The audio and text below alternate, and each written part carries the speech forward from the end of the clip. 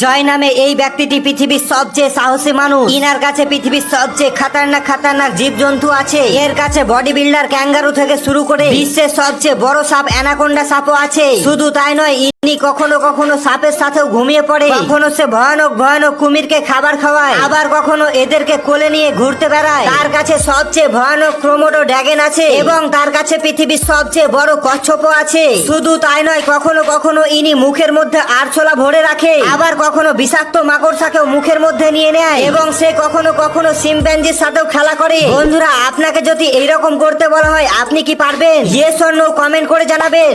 আপনি যদি কখনো জাপানে ঘুরতে যান, তবে ভুল করেও এই রকমের ছোট বোটে উঠবেন না। আসলে বোটের সামনে কোনো ছোট ব্রিজ আসা মাত্রই বোটের চালক বোট ছেড়ে ব্রিজের উপরে উঠে যায়। তখন যাত্রীরা ব্রিজের নিচে ঢুকে যায় এবং যাত্রীরা ভয় পেয়ে যায়। ঠিক তখনই বোট চালক ব্রিজের ওপর থেকে এসে লাফ মেরে বোটের ওপর নেমে যায় এবং আবার বোট চালাতে লাগে। কিন্তু তবুও ইনাকে কেউ লাইক করে না।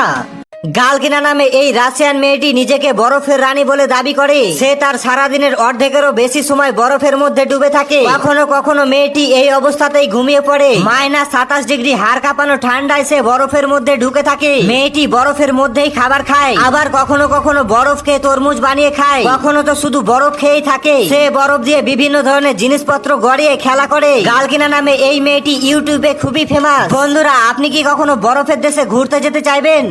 দেখুন ইউএস এর অ্যারিজোনাতে টেম্পারেচার কতটা বেশি হয়। এখানকার তাপমাত্রা 55 ডিগ্রি সেলসিয়াস পর্যন্ত হয়ে থাকে। গরমকালে খুব বেশি উষ্ণতা হয়। এখানে রাস্তা দিয়ে হাঁটার সময় জুতো এরকম ভাবে গলে যায় এবং কেউ যখন রাস্তায় গাড়ি বার করে তখন গাড়ির চাকাও গলতে শুরু করে। আপনি যদি অনেক দিনের জন্য বাড়ির বাইরে যান, তবে কখনো ফ্রিজ অন রাখবেন না, নইলে আপনার ফ্রিজ পুরোটাই বরফে ভর্তি হয়ে যাবে। আর নরমালি যদি সব সময় ফ্রিজে এরকম ভাবে বরফ জমে, তবে জানবেন ফ্রিজের টেম্পারেচার কন্ট্রোলার খারাপ হয়ে গেছে। আর হ্যাঁ, ফ্রিজে যে কোনো খাবারের জিনিস ঢাকা দিয়ে রাখবে, এর ফলে সবকিছু ক্ষতিকারক ব্যাকটেরিয়ার হাত থেকে সুরক্ষিত থাকবে।